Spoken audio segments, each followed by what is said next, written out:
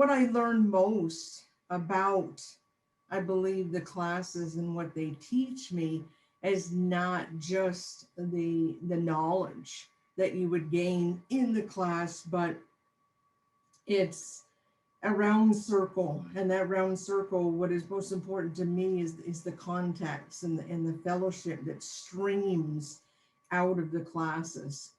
As I mentioned, I'm on the path of ministry, but just saying, for anyone to be able to dive into one of the C classes, one of the enrichment classes, it benefits you in gaining the knowledge.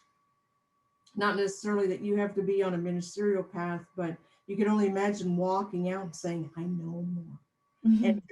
And just to feel that warmth, and then you have now a couple of friends out of it. So it's really a delight.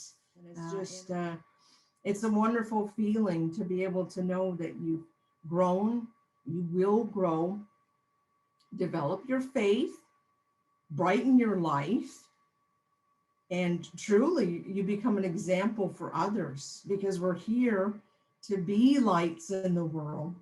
So you are a light, and then you just literally help others to develop their spiritual magnificence, and it grows, it just continues on.